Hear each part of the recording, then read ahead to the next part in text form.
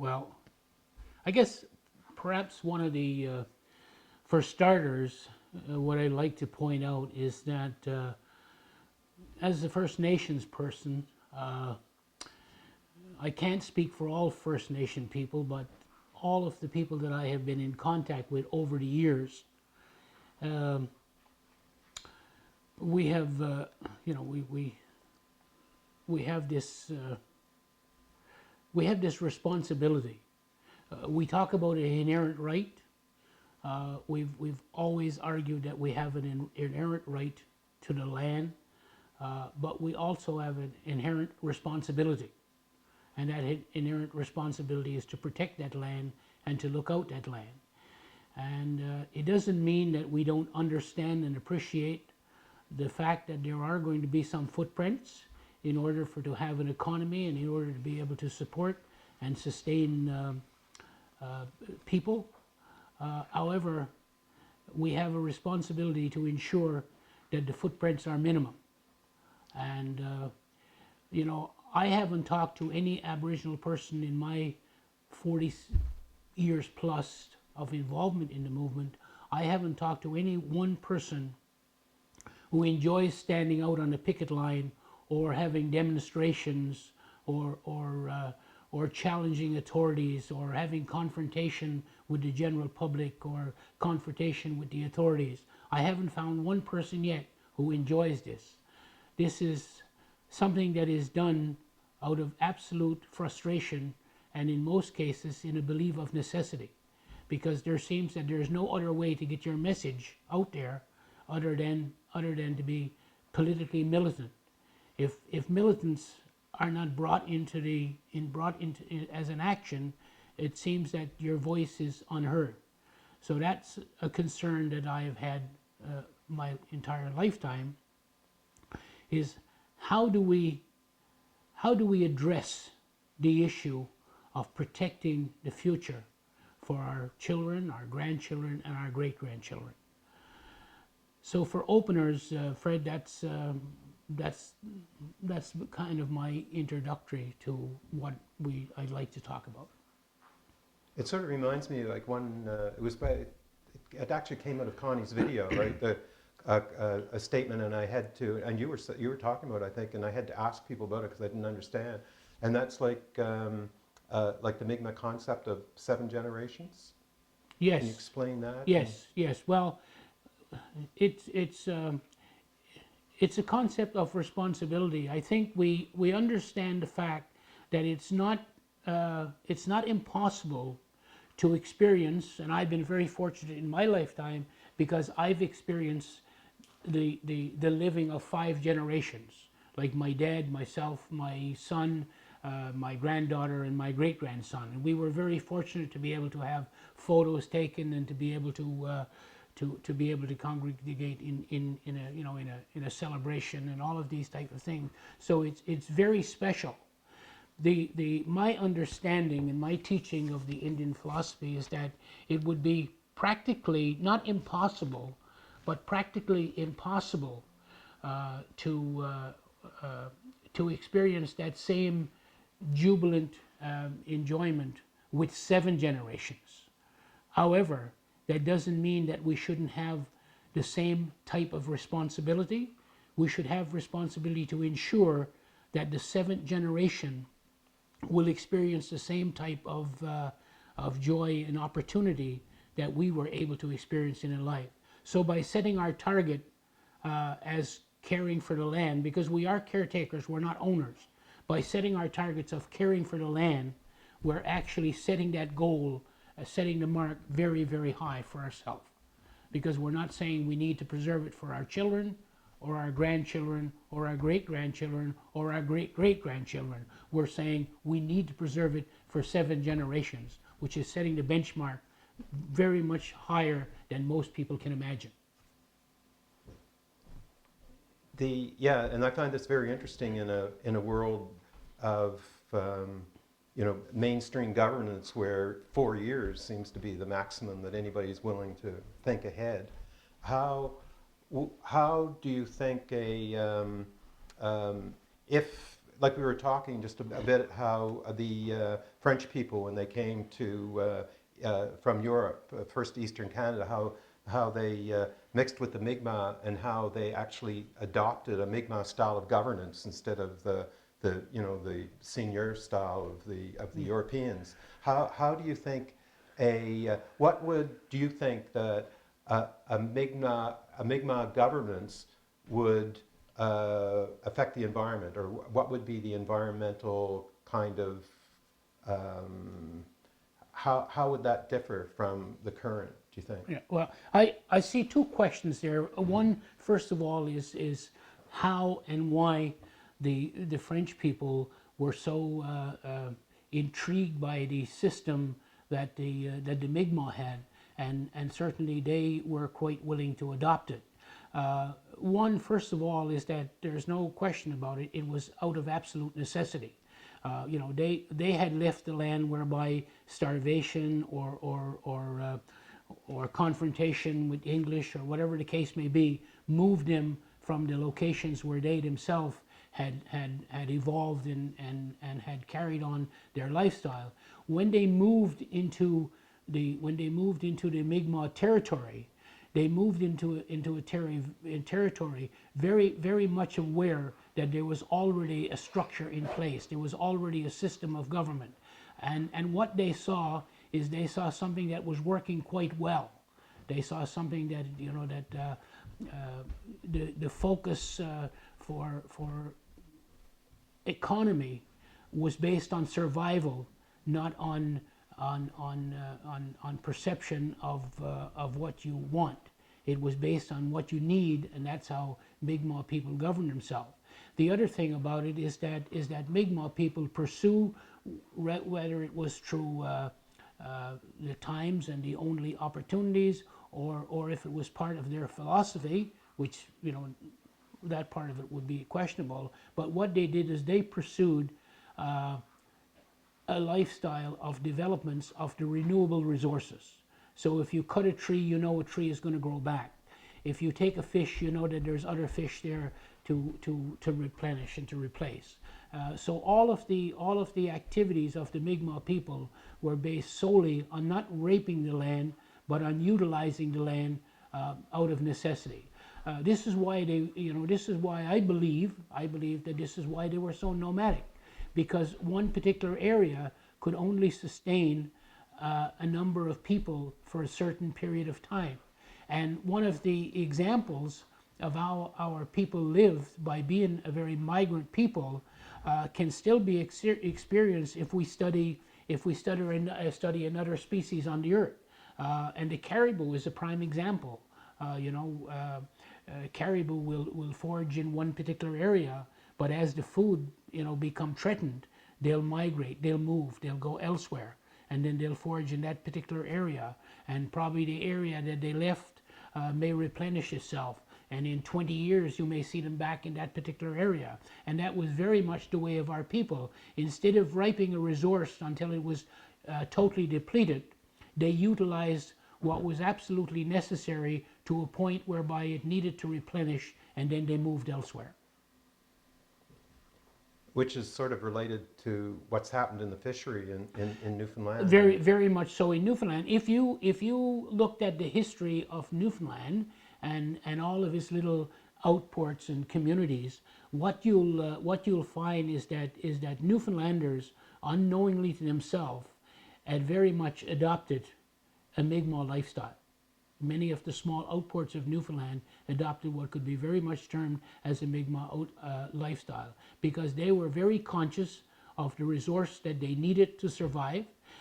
They congregated in small groups. That's why we have so many communities around the perimeter of the island. And they went in areas that was accessible for the small boats that they needed at the time that they became engaged into the fishery here on the island of Newfoundland. And all of those things combined was very similar to the way the Mi'kmaq people pursued their lifestyle and their supporting economies. I think there's probably like in a way a big movement today towards people rejecting maybe or not wanting the very kind of complicated urban lifestyle that is so prevalent. And there are a number of people who are looking for a simpler style of life, a life that's closer to what you were talking about in Upward Rock. Do you think that's possible with them? I it is possible because and particularly if we talk about Newfoundland, let's talk about the province of Newfoundland. The geography of Newfoundland is such that it can support that type of a lifestyle. It's bureaucracy and government that forces the congregation of population and want to create larger towns and which will evolve into cities and that type of stuff. And understandably so. That's done because the cost of providing the kind of services that these larger centers require, providing that kind of services to a smaller community such as Flat Bay or Ramia or Burjo or Grey River or any of those areas is not practical. The revenue stream is just not there to be able to do that. However, if you look back on the history of the people who lived in those areas and who survived in those areas, they were very comfortable in determining their own lifestyle and their wants and their needs. What happened is that a different attitude was imposed on those people. Okay, and once you impose an attitude on somebody, or once you suggest that their lifestyle that they have is not appropriate in this day and age, that they need to enhance that to a different level of degree, then of course they're going to become more demanding. So they're going to want the same things in a community in Flat Bay or a community in the Highlands or a community in Grey River. They're going to want the same services that somebody in the outskirts or close to the city of St. John's has.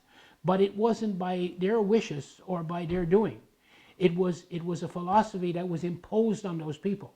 And once that philosophy is imposed, of course the mindset becomes that, yes, I'm a taxpayer, I'm a contributor, and I should expect no less. But it wasn't demanding. I recently, when I was president of the local service district, or the Red Board, Regional Economic Development Boards, I had opportunity to spend time in Grey River and also spend some time in Francois. And sitting down and talking with those people, like I was totally amazed of how comfortable they were with the lifestyle that they had. And sure, there was a cost associated, but the greatest cost that was associated was transportation. But they didn't want it every day. They wanted it when they needed it, and medical service. There wasn't any hospital there, so if there was an emergency, people had to be evacuated by helicopter. But if you look at the cost of running a hospital versus the cost of having a helicopter, even if it had to go in once a week to pick up a patient, and that would be at its most extreme because people were quite willing to be serviced their medical needs by a nurse practitioner. But if you looked at the cost of running a hospital versus going in there with a helicopter to pick up a severe case of illness, there is no comparison whatsoever. There's no comparison. It's the math is there. I mean, it's so simple. But that's what happened with most of rural communities in Newfoundland. That's what happened with a lot of the Aboriginal communities. I worked in Labrador with the Aboriginal movement back in the early 70s, late 60s, early 70s, when they were taking people from their homeland and congregating them into communities, taking them away from the bush and putting them into communities. They did that in a number of communities. And I remember going to Hopedale when they had all this string of houses that they built with Canada Mortgage and Housing and Newfoundland Labrador Housing, I guess, in partnership, build those housing, and took people out of the bush and put the people in those housing without any training whatsoever of how to be able to deal with a flush toilet or a leak under your sink or whatever the case may be. Well, in no time at all, those houses were in deplorable condition because the people who were put into them had absolutely no knowledge whatsoever of the kind of skills that you require for the upkeep of a modern home. These were people who born on the land, lived on the land, and survived quite well on the land. Whose decision was it to move those people? It wasn't the decision of the people. It was the decision of somebody else who looked at those people and said, oh, they're in deplorable conditions, we have to move them. Well, from my perspective, they took them out of very comfortable lifestyles and put them into deplorable conditions, you know. But that's the mindset of society. If I own a Cadillac and you own a Chevette, you're not as good as I am. So I need to find a way to get you to be able to buy a Cadillac. But it's the mindset of the people who have the most, not of the people who are satisfied with what they have. Yeah, it's almost like, and I think it's actually happening that is when I was referring to simple living, I think maybe there's a new consciousness evolving. And it kind of reminds me of reading in the book when the French first came to Port Royal, and I think it was about 1600, and they were befriended by the Mi'kmaq. Membertou, I think, was the chief then. And then the French went back to France, and I think they're gone about 2 years, and they left everything to Membertou to take care of, right, and his people, and said, you can, go into our fort and live in our fort, in our stone buildings and that kind of stuff. And when the French came back, the Mi'kmaq they took total care of the place, but they didn't move into that fort. It's those dark little European style living. They continued to live on the land where they had traditionally lived, and that they could also have a nomadic lifestyle. And they wanted nothing to do with that European. So maybe through a kind of a different consciousness of living close to the land, and maybe that can actually happen. I think it can. However, what needs to happen is that the mindset of the people themselves who are going to pursue that lifestyle has to change. Because one of the things that is, and some of the examples, and I won't use communities, but I will use examples. Some of the examples I've seen whereby people are moving away from the cities and building themselves cabins. They call them as cabins, but then they're looking to live in those areas for permanent periods of time. One of the things that is that they have not changed their mindset. They have not changed their mindset to accept the fact that once you do that, you have to be acceptable to changing your lifestyle.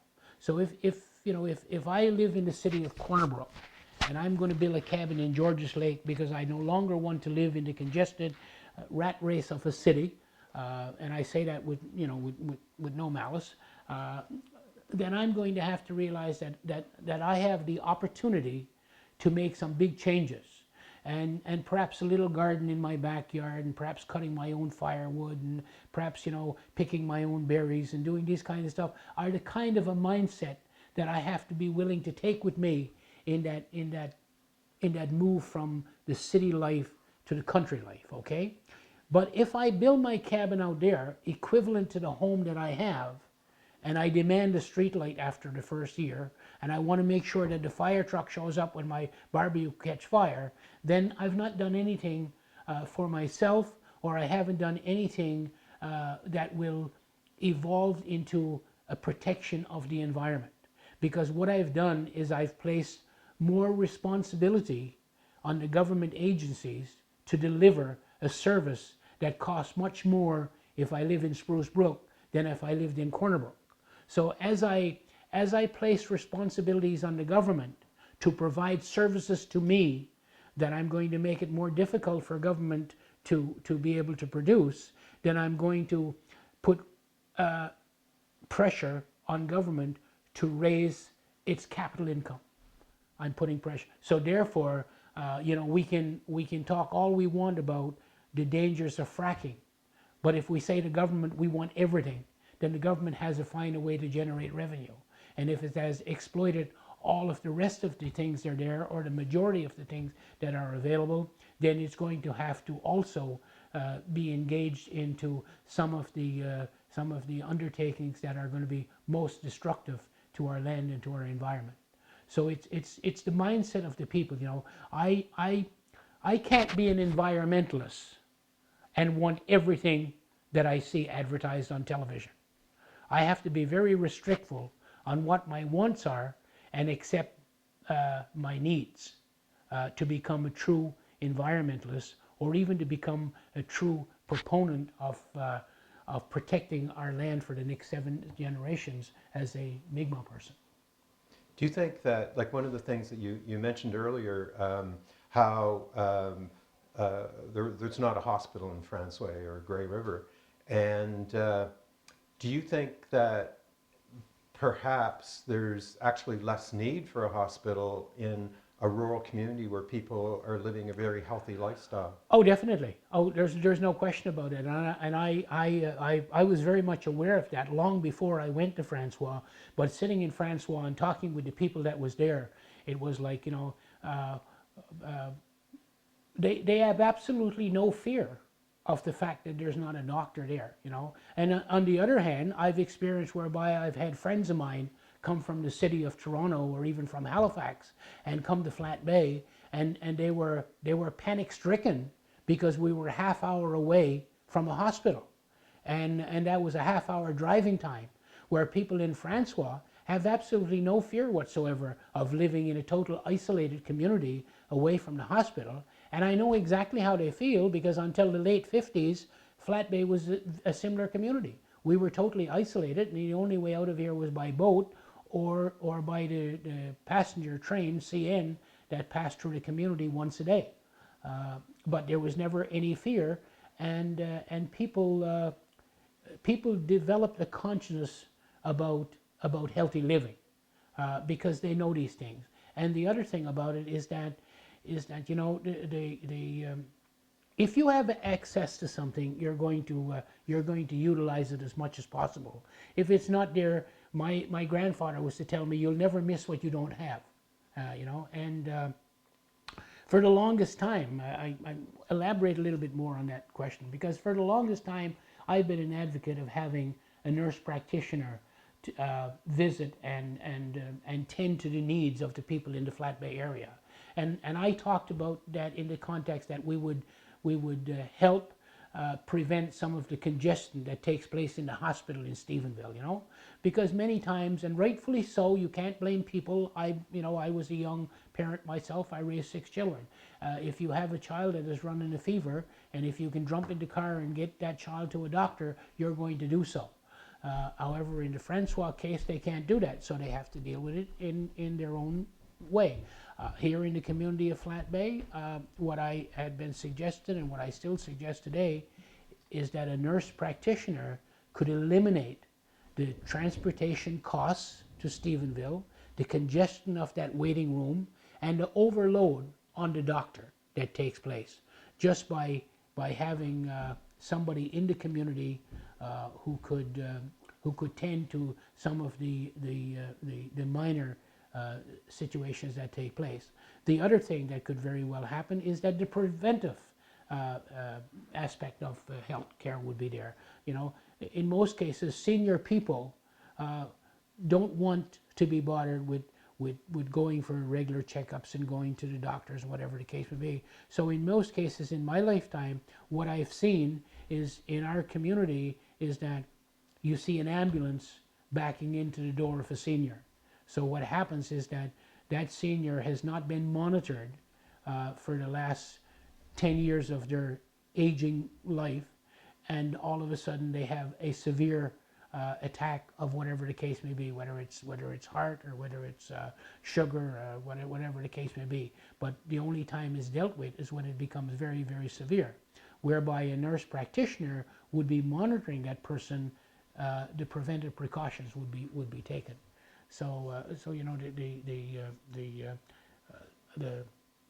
I guess the point that I'm trying to make, because we are talking about environment, is that we can't rule out any and all of those discussions when we talk about protecting the environment. Because the more demands we put on the government agencies, the more demands they have to put on the earth in order to extract or whatever, with regard to raising the revenue to be able to take care of the needs of the people. So as our needs and our wants increase, so will the demands on Mother Earth.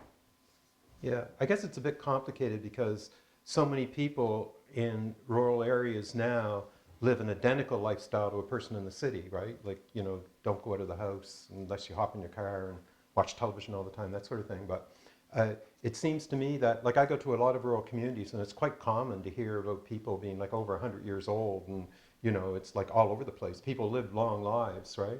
And it seems to me that that has to be part of living an active life Yes. in a place where you have to live an active life.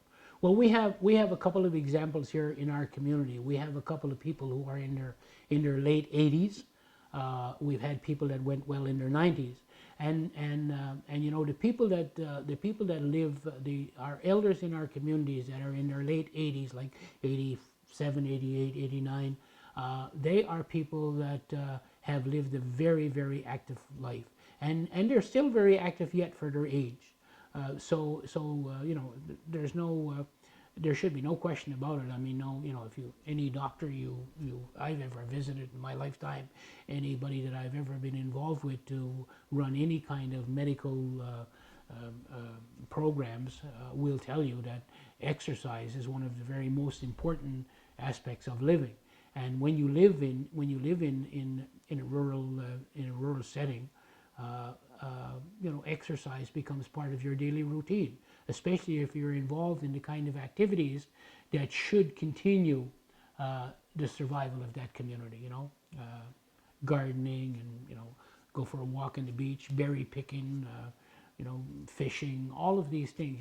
Recreational fishing, salmon fishing. All of those things require mobility. They require walking. So these are the things that will continue to support your health. I remember taking my kids down. I was working down to Franceway and Grey River, and they were very young at the time, say 6 and 8, something like that. And wherever we went, people were taking care of them. Like Liam would be out on a dock fishing, somebody helping him fish. Faye would be picking berries on the hill, and one place that I went to, Grand Britt, did get resettled. And I remember asking Cindy, because we stayed there as well, why, and stuff like that. And she said, well, it got lonely last Christmas, right? And so it seems to me that in a healthy living in a traditional community, a person's personal health is probably determined almost as much by the cohesion of the community and how people actually get together and do things together. That's a given. There's absolutely no question about that. And we found out out here in the community, the excuse me, because we live in close proximity now to the larger centers, and because of the conditions of the highways, and because mostly everybody have a car, you find yourself more mobile and spending more time out of the community, out of necessity than out of anything else. All of your shopping has to be done away from the immediate community. All of your medical needs is from the immediate community. If you want to get involved in entertainment, that's away from the community. But what we found is that the community center that we have here in Flat Bay is the focal point for congregation. Like, people will, you have a men's dart lead, and you have a ladies' dart lead, and then you have a youth dart lead. And that's one opportunity whereby people can come together, and you have more of an intermix of people, because people don't mix anymore, because we've become so private and so dependent on the kind of entertainment that we have in our living room. We just switch to the channels, and some of us are addicted with what's happening in other parts of the world. So we don't spend any time interacting, not even with our immediate families, not only with our extended relatives and our friends.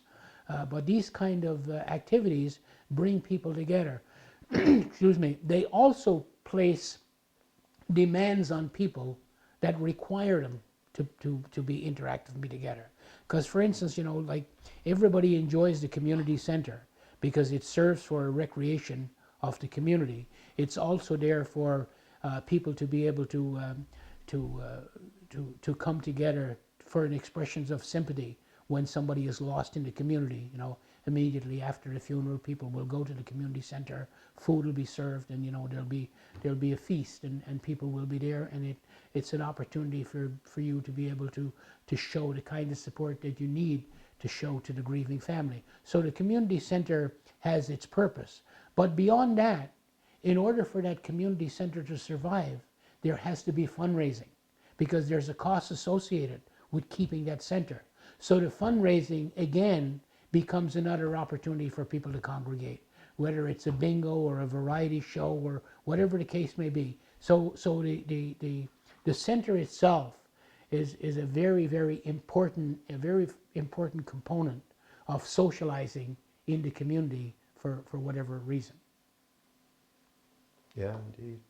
I've been sort of throwing questions at you, which I really didn't intend to do. No, and I'm sure it's good. that you yourself had more in mind when you're talking about your concerns about the environment and conservation. Yes, yes. Well, almost certainly. However, like you know, I tried to make the case that all of those things that I did talk about all have a bearing on the need of the utilizing the resources that are out there. You know, and I'll even go back a bit onto that. You know, we talk about the Francois and the Grey Rivers and all of those other communities. You know, had the focus not been removed from the fishing industry and more focus on more focus on the extracting of minerals and oil, I believe that a lot of those communities could and would have survived much longer than they had and they will. But what happened was is that there was a period of time whereby and still yet today there's this feeling that big is better, and big is not always better. You know, the factory freezer trawlers, you know, and the OCIs and all of that type of thing. Yes, it's good, but it's good for a minimum amount of people. Where the fishery that Newfoundland was built on is a mom and pop operation. It's small business. It's small enterprises. And it's not enterprises that need to invest $2 million for $1 million return, which down the road created a lot of headaches for a lot of people and put people in a situation whereby only a few could survive. And in order for that few to survive, they had to become very selfish and very greedy. They had to have control of the majority of the stocks. So it was pressure from the top down that eroded all of those communities. That's what took away the lifestyle of a man and his son who was prepared to get up 4 o'clock in the morning and go out and come in with his day's harvest for $100, because he only needed 75 of that money to survive. The other 25 could become his income, his disposable income. But that was eroded by the need for the bigger operations to be able to harvest. In that respect, what happened is the responsibility of conservation practices was lost, and people again raped the ocean floor. So there was no consideration for environment whatsoever. It was, you know, the more I can catch, the more money I can make, and so that trickled down to the erosion of a lot of the lifestyles in the rural areas, fishing communities of Newfoundland.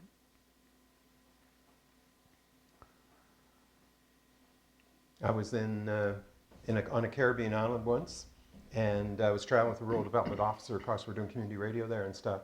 And he said, "Look at that big house on the hill." He said, "We can't afford that big house on the hill, right? We're a poor community." And that man with the big house on the hill is actually taking away from the rest of us, because his concept was all of us moving ahead together, right? Mm-hmm. exactly. And that's the example that I was trying to make of what happened in Newfoundland, in rural Newfoundland, with regard to the fishery. Uh, and now we're we're at a time in our life in 2015 onward whereby not only in Newfoundland but I guess in the entire world, where people are going to have to realize that we're going to have to take better care of the environment, because as we continue to rape and deplete, um, uh, the pot that is there is getting smaller and smaller, and the destruction is getting bigger and bigger. And where does it stop? Like when is somebody willing to be able to say, well, enough is enough? I've taken, I've drilled enough holes in the earth. I need to let that replenish. I need to let that heal. If there are any such things as healing after after you've drilled for oil, or after you've fracked a couple of thousand square miles, is there any healing? We don't know the answer to those questions. We know that there's healing of what we do on the surface. We know that if we cut timber, that timber will grow back. We know that if we pick berries, that berries will grow back.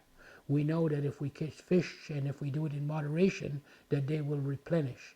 We know that if we hunt animals, that they will also replenish. So we know all of the things, and we have all of the, we have the justification, and we have the answers to what's happening on the earth, but we don't know what's happening in the earth. I remember, you probably remember Neil Tilley, who was to be Quite well, around. Yeah. quite well. And I remember talking to Neil, I guess it was shortly before he died, and it was, we were talking about things like this, and he said he'd been down, by the wharf talking to like an older fisherman sort of thing like this, and the guy looked at him, he said, Neil, the problem is greed. Yep. Oh, there's Period, no, right? there's no question about it. I'm very conscious of that, and I'm sure I'm not the only one. I'm sure that there's many people who are very conscious of that. Even some of the people themselves who are exercising that greed, they are conscious of exactly what's happening and what they're doing. However, it's a fixation. There's everything in life can become an addiction, and earning money and greed for exploitation is an addiction. The more you got, the more you want. You don't stop anymore, and you may change the perspective from the collection of wealth to the feeling of power, but it's still part of the addiction. The power came because now you have so much wealth that you have this feeling that you can buy anything and whatever you want, including people and decisions in life, and what you want to do and where you want to do it. So there's no question about it. It is greed, and at some point in time, we're going to pay the price for it. There's no question about it. In a lot of places, we are paying the price now, but it's going to get it's going to get more severe. And the other thing about it is that if you look at the people who are driving the greed, don't think for 1 minute. I'm not going to fool myself to believe that their attitudes will change. Their attitudes will not change. Their attitudes will get stronger as they become more empowered with their money, and therefore, not only will we see, if we allow this to continue, not only will we see the trickling down of the effect of their greed impacting our way of life, we'll actually see their power affecting our way of life, because it'll come to a point, if it's not already there, where they will exercise no care or consideration for any other human being, because as the resource gets smaller, they'll fight over that resource, and at some point in time, unfortunately, unless we take up a challenge whereby we can start educating people at a very, very early age, I don't think to stop what I and this is all my own personal vision for the future, but to stop this continued greed and effect on human life. I think that the answer is not into roadblocks or demonstrations, or that's not or healing circles or sweat lodges. I don't think that's where the answer is to. I think the answer is getting into the education system. I think we need to change. We need to change the philosophy of a generation of people. We need to be able to get into the schools, into the universities, and I think that some of that is happening. But we need to put a bigger push onto that. We need young people who are the leaders of the future. We need them to come out of there with a totally different perspective. There's not a thing wrong with getting ahead in life and working hard and being ambitious, and when you work hard, you get rewarded for your work. However, we have to start exercising our conscience, and that's one of the things that has been lost. One of the things that has been forgotten is the conscience.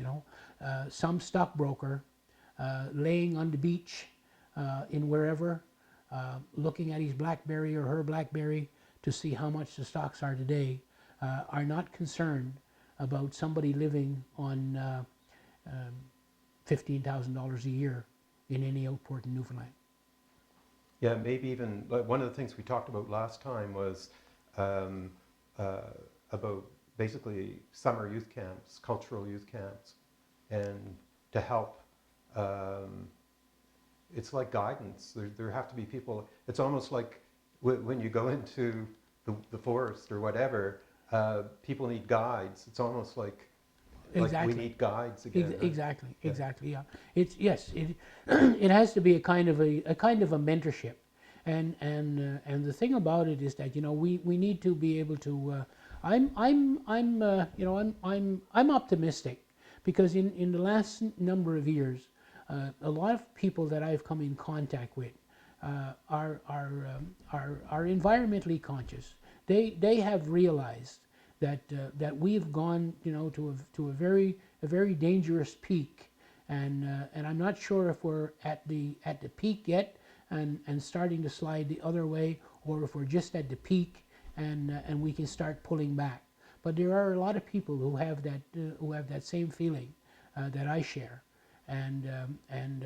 but the thing about it is that those people, as well as people, myself and all others who are concerned, we need to become active. We need to instead of crying in our beer, we need to become advocates, and we need to get out. We need to be these mentors, and we need to raise these issues, and we need to do, and not in a confrontational manner, but we need to do it in an educational setting. We need to talk to those people, and we certainly need to talk to our politicians and our bureaucrats who run our provinces and our countries. We need to talk to those people. We need to educate those people. We need to take the focus away from the day you get after the election, you start campaigning to get elected again. We need to remove it from that. We need to get those people who are there to say, well, I'm not here for 4 years. I'm here for 7 years. I need a term and a half. And in those 7 years, or I'm here for 8 years, 2 terms, and in those 2 terms, I am going to contribute to the protection of the environment. I'm going to do something positive for Mother Earth, because it is my 7th generation who I want to protect this for. And we need to get them to adopting. We don't need them running around dancing in our powwows if they're non-Indian people, and we don't need them attending our sweat lodges and partaking in our circles. But we need them to adopt the conscious responsibility that most Aboriginal people share, and that is that we need to protect this for 7 generations, and then the 7th generation will do it, protect it for their 7th generation, and it becomes an evolving responsibility. Because, as I said when we began this interview, I have an inherent right, but I also have an inherent responsibility.